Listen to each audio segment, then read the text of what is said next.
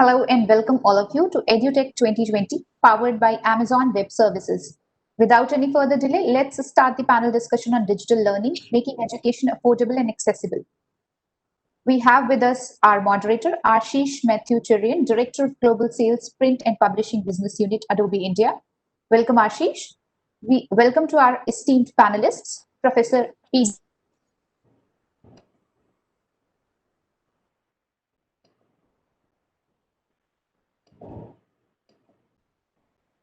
Southeast Asia, Sudhir Kukreja, co-founder, Credence International Schools. Dear delegates, please keep posting your questions in the chat box. The panel will pick up a few and answer to you in the end. Handing it over to you, Mr. Ashish. Thank you, Srishti, and a very good morning, good afternoon to everybody who has joined this session today. On behalf of the Internet and Mobile Association of India, and on behalf of our panelists, like the esteemed panelists we have today, it's my pleasure to welcome all of you, and I hope all of you are doing great and keeping safe, keeping well. So we are here to talk about a very interesting topic, which is making, digital learning, making, whether it's affordable and accessible, how to make it more affordable and accessible. And I have been joined here with a very distinguished panelist, and I'm going to introduce them very shortly here. But before that, let me introduce myself before I introduce my, our panelists here. So as Srishti already said, my name is Ashish Cherian, and I'm part of Adobe's what we call as the Digital Learning and Publishing Business Unit. So I'm pretty sure many of you are aware with Adobe being in the digital space, and it's probably one of, we are one of the most, relevant organizations when you think about digital. And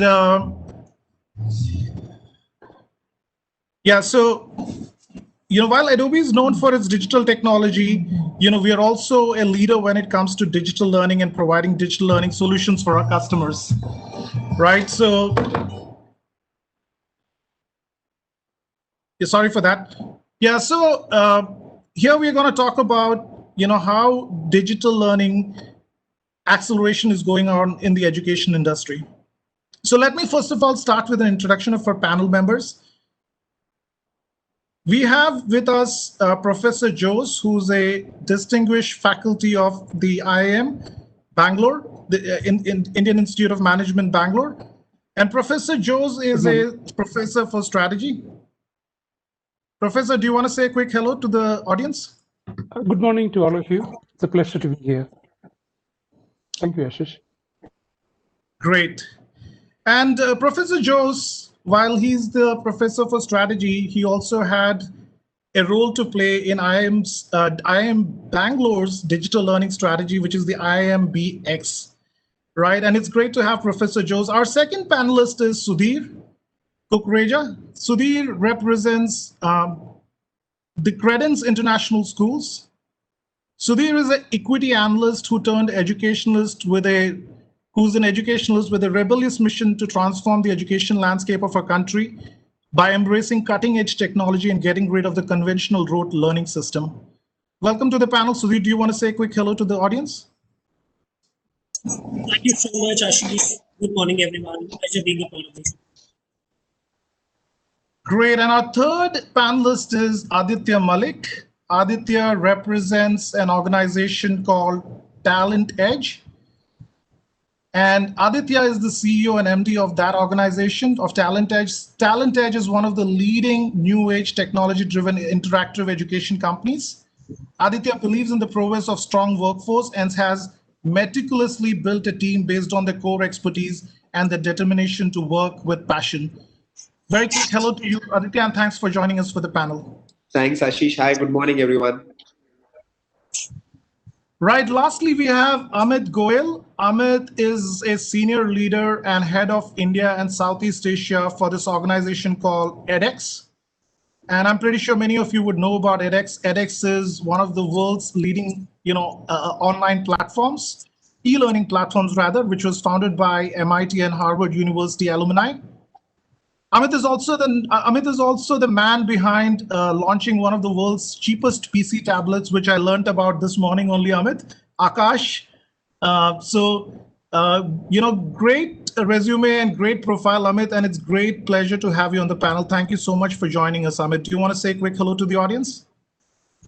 Thank you so much. Hi, everyone. I look forward to having an engaging discussion with each and every one of you.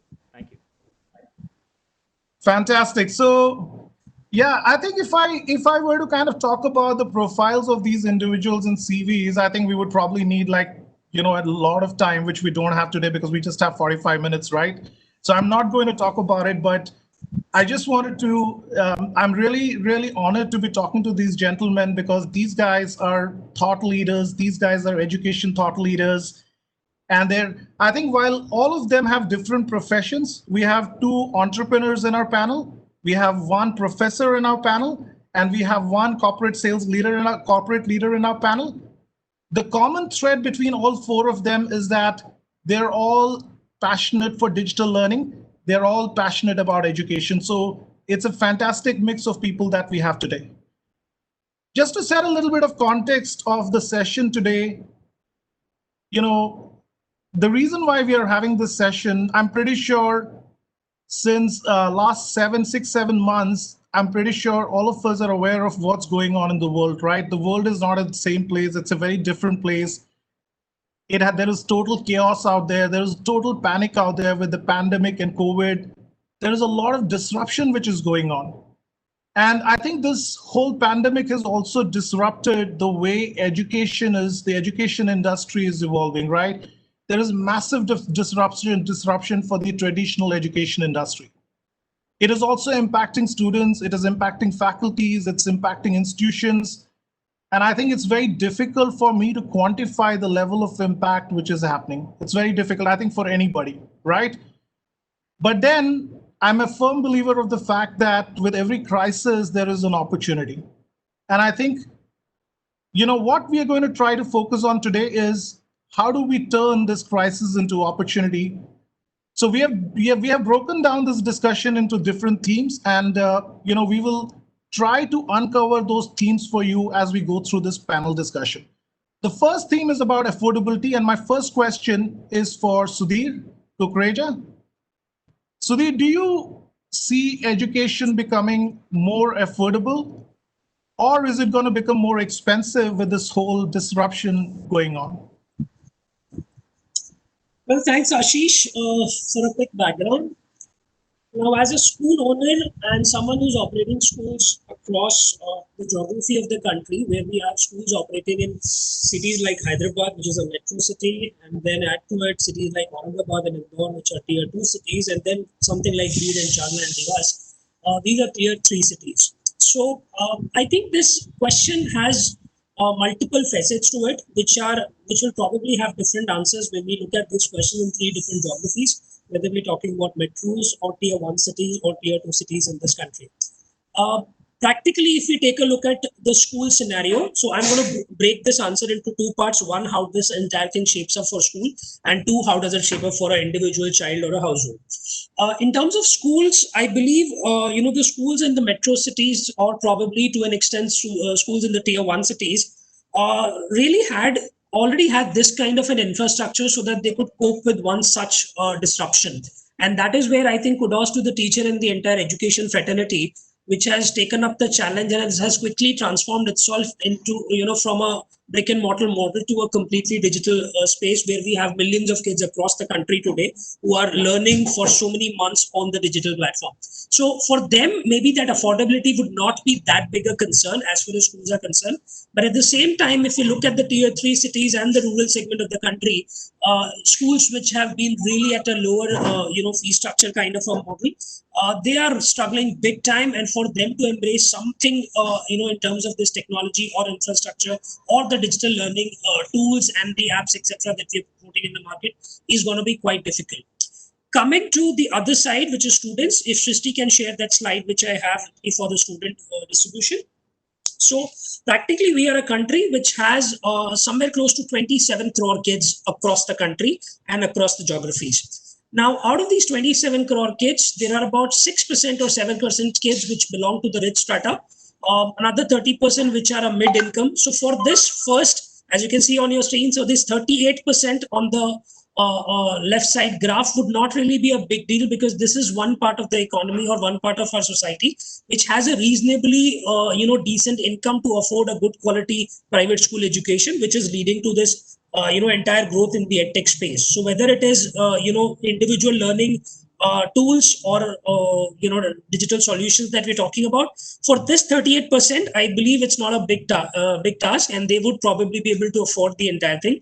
The challenge as well as the opportunity lies in this aspiring class of 50%, which is primarily from the tier 1 or tier 2 city segment, where I believe all the tech solution providers or the schools and parents, all of us put together, will have to really put our effort into as to how do we make our technology solutions affordable and reachable to all these people, so that we could actually make a difference at a larger scale across the country. Awesome. Thank you so much, Sudhir, for all those insights. And some great stats, great insights there, great data points there. Sudhir, thanks for that. My next question, really quickly on the same topic, is for Professor Jose. Professor Jose, what is the role do you think institutions, communities, and most importantly, our government can play to make digital learning more affordable for the students and for the parents as well? So, Ashish, thank you so much for having me on this panel. And I want to connect the question about affordability, the question of affordability with that of access, because I think they are very intricately connected and very intimately connected. So despite all the successes that we talk about, our expectation that digital innovation can make learning both affordable and accessible has not been met for various reasons. And if you look at India, you see it's a great example. We have the second largest online market in the world, but it also has the largest number of disconnected people. So we are number one in that list if you look at, right? In terms of the number of people disconnected, and then it happens to be China. If you compare this digital divide, but if you just kind of deconstruct the data and look at urban and rural areas, then you find the internet penetration in urban areas about 65%, whereas in the rural area it's 20%. So in summary, over 50% of India's population remains unserved or underserved with regards to educational services for a variety of reasons. It's to do with infrastructure, it's to do with lack of access to devices also, and I will come to that in a moment. And the lack of access to devices is related to financial constraints. It is also to do with, there was until recently, in the last 1 or 2 years, there has been some effort, national effort. And there was simply a lack of interest among key stakeholders in bringing together these different elements of the ecosystem to make things more affordable. Now, what can you do? We have to accept our limitations. The fact that rural India doesn't have access to good internet is known, because if you've read the newspapers in the last couple of weeks, you find that interestingly in Kerala, which is relatively better connected, I think, students had to climb up to the roof of houses and tops of trees to access the online classes. So this whole model where you depend on continuous online access needs to go, because that is what is making access more unaffordable and actually inaccessible. And so therefore, the first thing we have to look at is we have to look at education in terms of adjusting our resources and and saying, can we simply go offline for part of the education? By offline, I don't mean physically into the classroom, but can we reduce the need for home internet connectivity? And then, of course, the cost then move from home to some other agencies, and we can talk about that. The second way to decrease cost and improve affordability is, can we work with the schools to expand the access at school? If you leave urban India and you go on to the rural parts of India, children don't have access to devices or continuous 24/7 high-speed internet. And it's impossible to give that access. But can we make some hotspots for learning in schools and so on? And can this be supported by, corporate partnerships using CSR funds? It should be possible, I think, and that's the model we have to look at.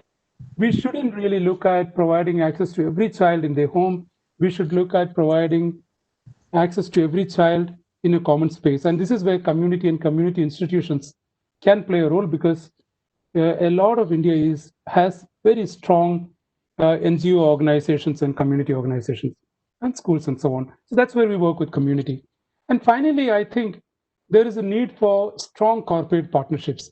During the COVID time, and Amit might be able to talk more about it, both edX and Coursera made all their courses, just available to all interested. They just took away the price.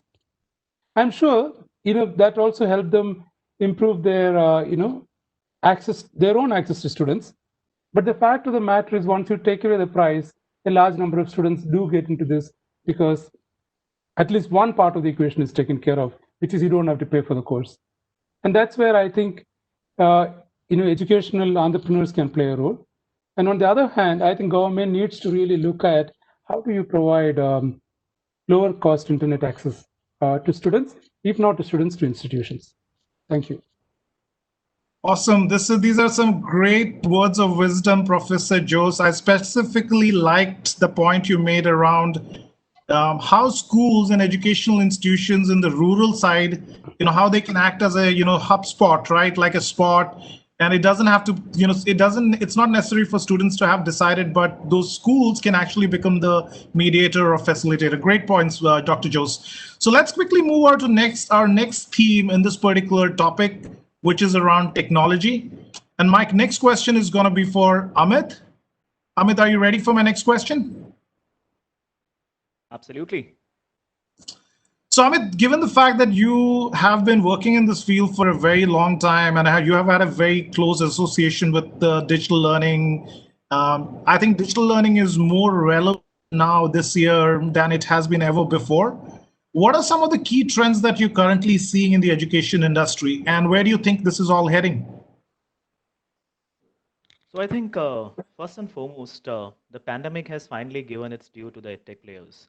The adoption that we have seen during the last 6 months, that has skyrocketed for every edtech player. So I think this time has really helped every stakeholders, especially the parents, the teachers, the students, to really wholeheartedly explore the merits and demerits of edtech.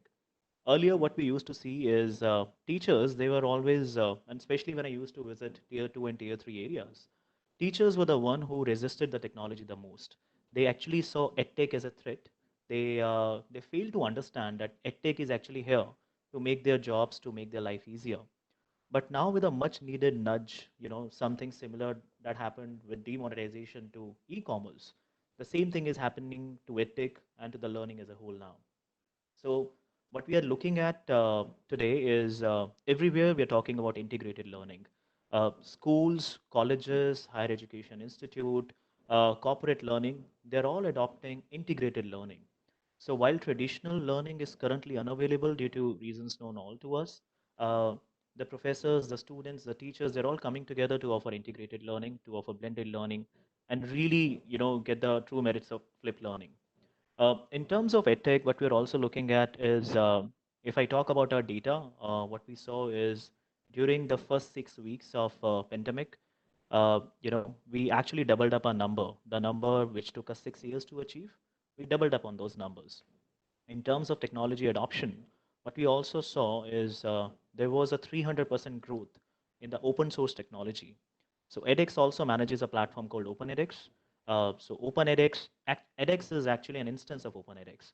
This is one of the world's largest open source platform, wherein any edtech provider can host in their courses, host in their content, create a whole certification, assessment, analytics mechanism. So until the last 6 years, we had about 2,200 instances of OpenEdX. In the last 6 months, the number has actually increased to 3,000. So I think everyone is going gung-ho about leveraging the open source platform, the technology, particularly to edtech. Very quickly talking about the three key trends that we see in education is edtech is actually making education modular.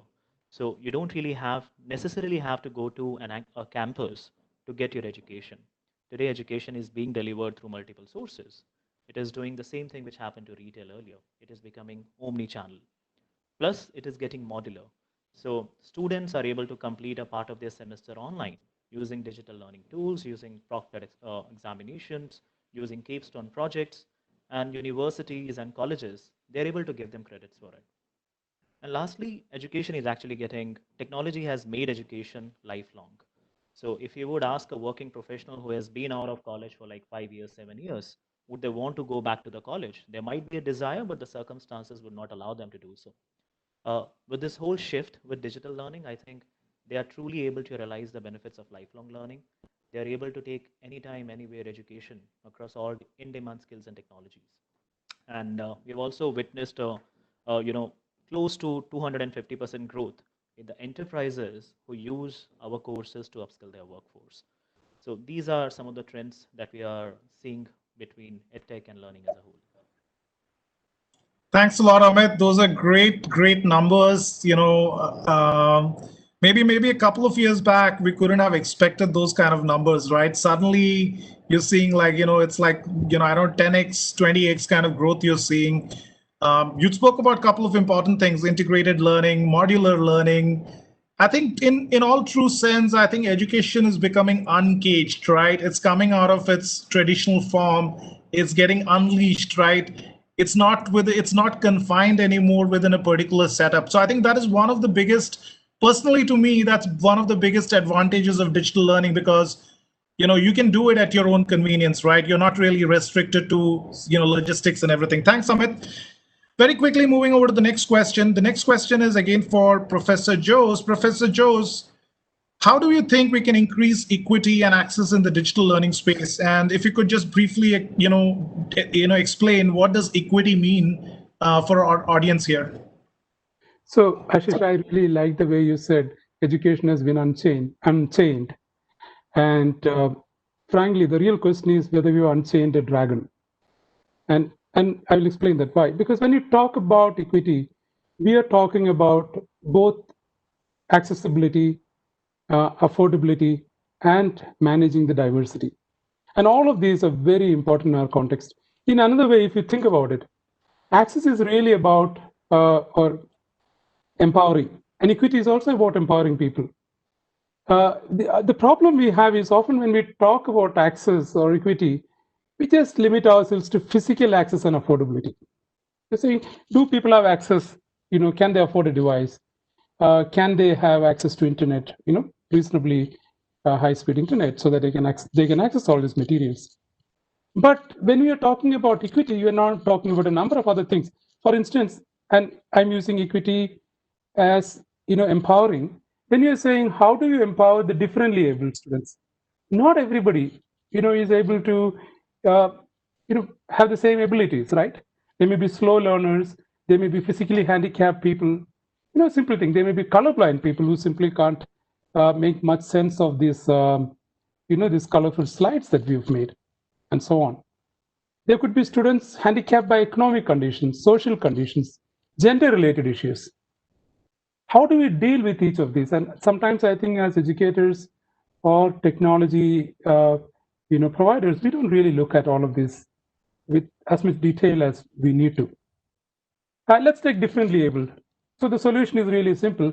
We can go for assistive technologies, and there are a lot of interesting entrepreneurial experiments that are now happening, where people are saying, how do we kind of get knowledge across to people who might be differently able than us? But that is fine. But let me look at something else. Today every school uses Zoom, and and we insist that the videos must be switched on. Now, if you think about it, tech and remote teaching are now allowing us to get into our students' homes. I know virtual background is possible, but it's not possible for everybody, right? And have you considered that in this situation, stark differences are being highlighted?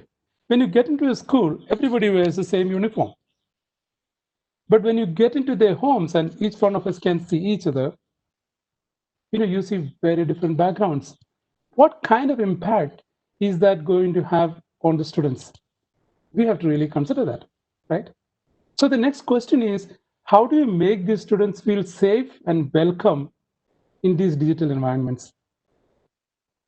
And these are actually, I think, very important questions. And I don't really have answers to that, but I think these are questions that we really need to look at very, very carefully. Especially, Absolutely. especially one class in it, especially given the fact that we have said that there's a huge digital divide. So then the question is, we have to use technology to make this education empowering for the vast majority of population that's now literally unserved or at best underserved. Thank you. Great. I think these are some really, really powerful questions. And I think as we're going through this, Professor Jose, as we're going through this period, as we're going through this transition, right? Like as you see my next slide, it's all about the transition, right?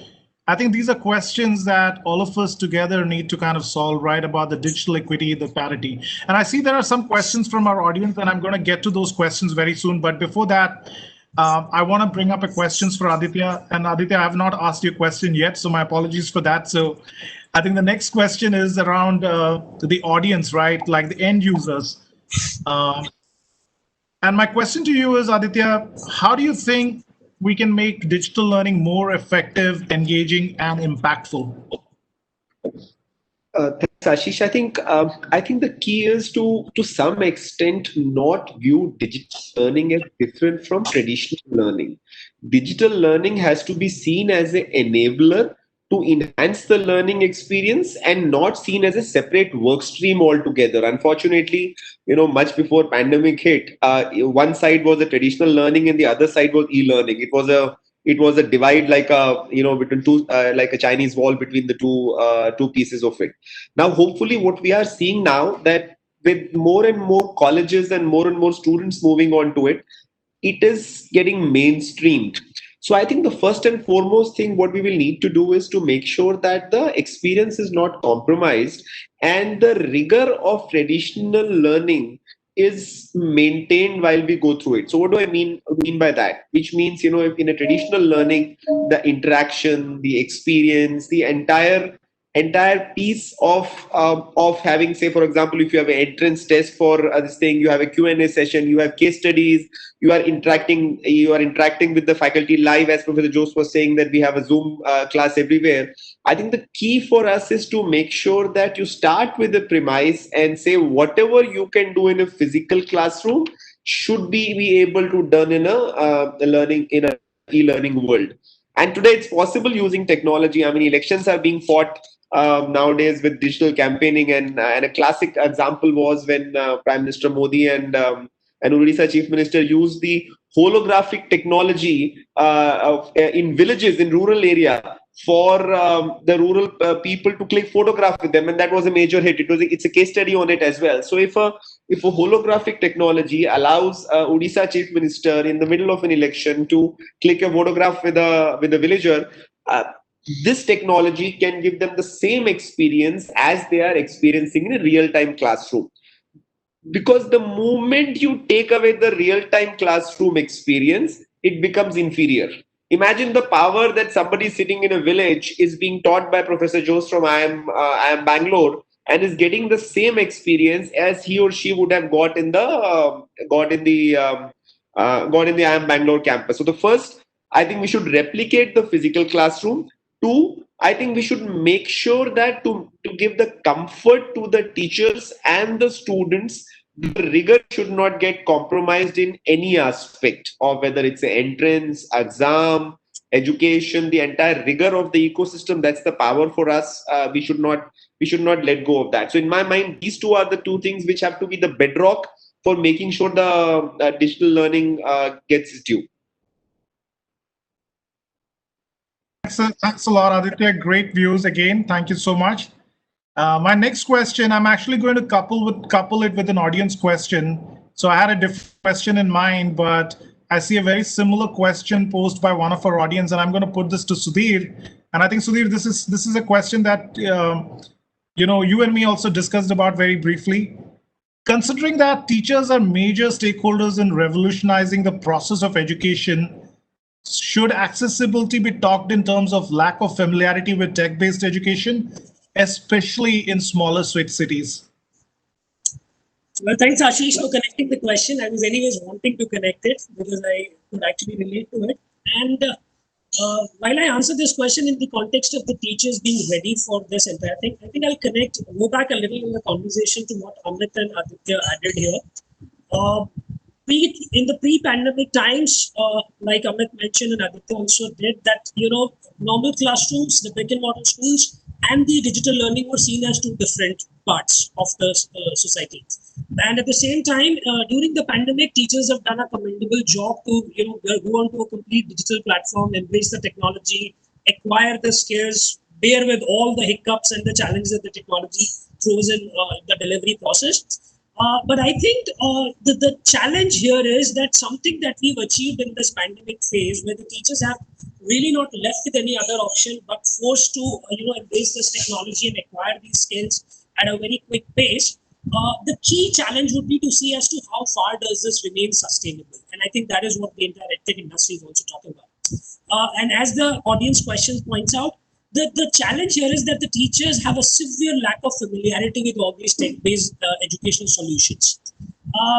I will somewhere attribute this part to the kind of system that we operate with. Traditionally, a school's timetable, that 8 hours which a teacher and a child would end up spending in the school, is so crampedly packed with the teacher's schedule that a teacher ends up taking almost 6 to 7 lectures in a day. Now, I believe that is where the school managements or the government or the governing bodies, etc., need to look at as to how do we structure an entire thing, that syllabus, that timetable, or whatever that distribution of time is. That time within the school itself, because teachers' life at home is crazy, so really can't expect them to be investing themselves. Because I operate these many schools, I know how difficult it is for them to manage things between the school, the correction work, and the home, etc.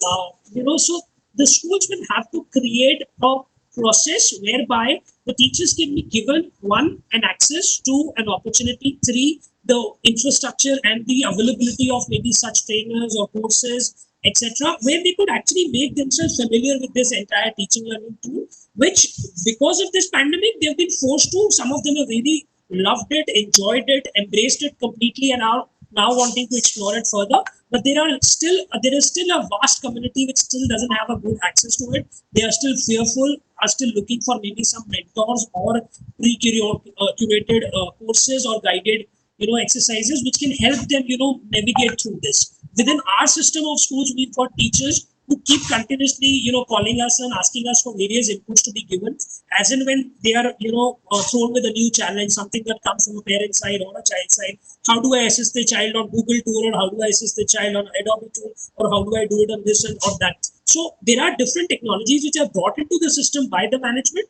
and the kids are embracing it, accepting it. But the teachers, let's understand, teachers are not progressing as quick as maybe our younger generation is. So they need hand-holding, they need time, they need that structured approach to go into this whole process of unlearning and relearning the entire methodology of delivering quality content using technology.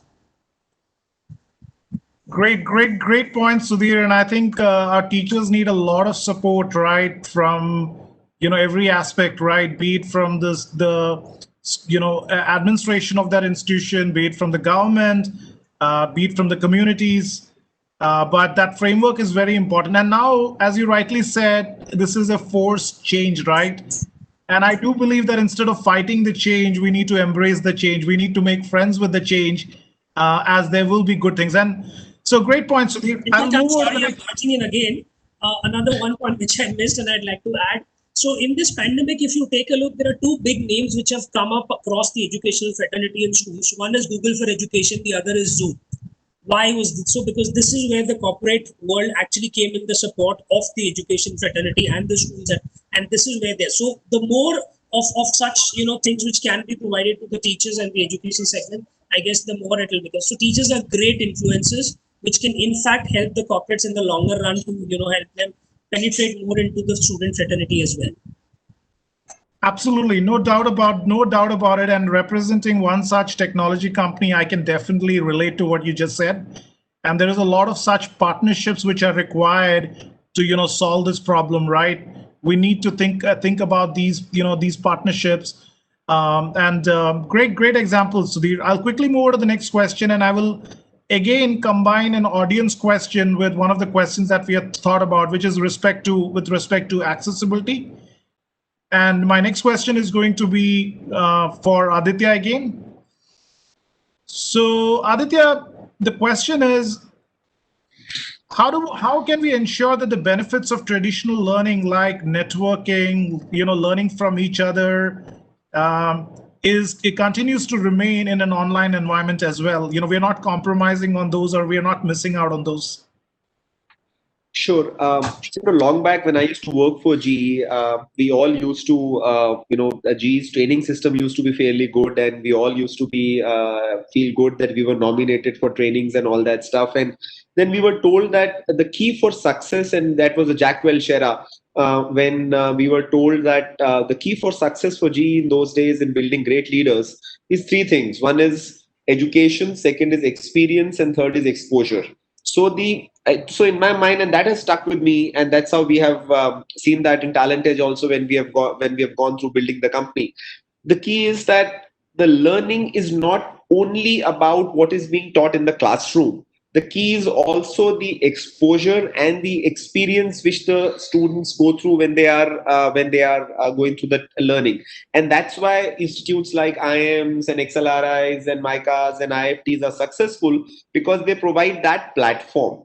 Now, if we build, nowadays good thing is that technology allows all these things. For example, in a lot of our courses, what we have consciously built is the fact that there is a concept of CXO experience sharing, which means that we have picked up relevant cases which are important for that domain, and getting the industry CXOs to come in and teach, and not teach is a wrong word, but talk about those from a practical industrial aspect. And that serves two purposes. One, it allows the students or the learners to connect with those CXOs, helps in networking too. They also get to know the practical aspects, because when a CXO is discussing that case and talking about that case, it happened in their industry, and then it gives a different dimension to that piece of it. So, and that's one. Two, as much as possible in ensuring that you have capstone projects, simulations, games, etc. built in, which give the student the real-time experience as they would have got in a physical classroom. You would have gone through the same piece of it. So the key is that not just using technology to deliver micro videos and app-based things. The key is, how do we integrate the principles of traditional education of experience and exposure by getting CXOs to teach, building simulations, building capstones, and making sure a community is built and is engaged. Even if it means that on a 100-hour program, for example, or a 200-hour program, you get all of them together once in 6 months in a place, and make sure that they have a practical simulation going on there, and they bond and they build a community around that. I think those things have to be inculcated, and goes back to the point which I earlier made.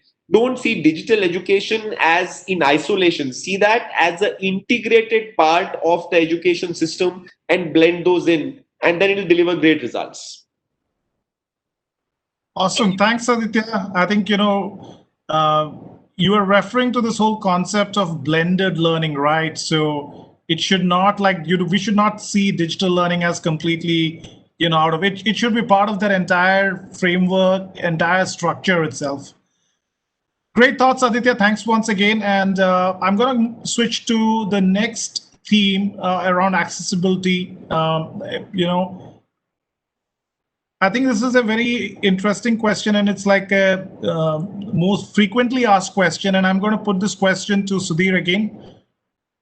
Sudhir, do you think technology has made inroads into average household and schooling ecosystem, and specifically talking about our country, India, right? Do you think we are at a point where we can say technology is there to support like a totally digital learning ecosystem?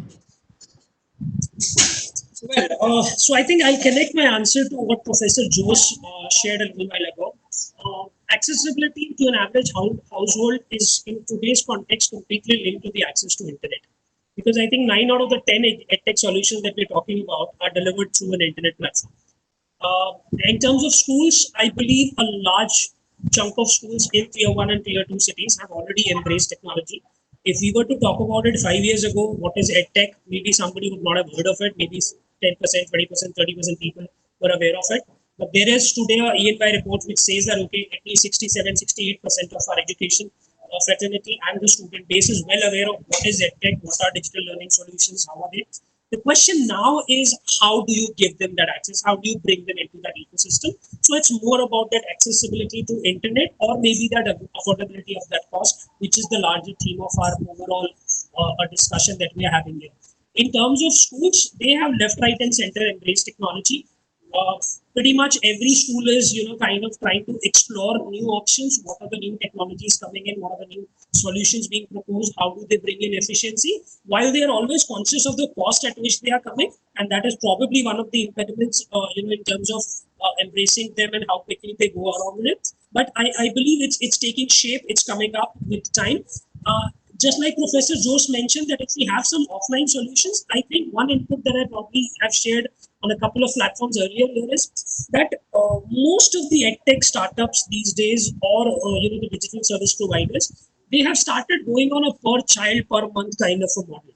Now that is where I think these digital solutions are becoming a little difficult for schools to embrace and adopt, because typically if I'm a school operator and I have to take 10 applications or 10 solutions which are being proposed by 10 different companies, and I end up paying 100 rupees per child per month sort of a figure, that becomes almost 20-30% of my revenue at the end of the year. So that is something which someone needs to be very conscious about, because every month I'm approached by 10 edtech startups coming in and saying that okay, it's just 100 rupees per child. But if you look at it, 100 rupees per child for 10 companies, 12 months, that becomes 12,000 rupees per child, which is more than at least 25% of the average fees of at least 80% schools in India. And that's where I think that adoption is becoming a little difficult. And we might need to rethink this model. I keep talking to a lot of principals and school owners across India who will always propose to a edtech company that come to me with a solution whereby I can pay you a price at the start of it. I understand there is a development cost, etc., that goes into it. I don't mind paying for it for first 2 years, 3 years, 5 years. But beyond that point, I also know it for a fact, and you also know it for a fact that the maintenance cost is not as high as the development cost. So you have to, come off a blended model whereby we could actually make it sustainable and long-term, affordable for the schools as well. Right, Sudhir. I think both Amit and Aditya have made note of your points, and Amit is kind of smiling and right. How do we solve this problem? So the next theme is about experience and impact. I'm going to start with the impact, and my next question is going to be for Amit Goyal, and I'm going to take an audience question, Amit.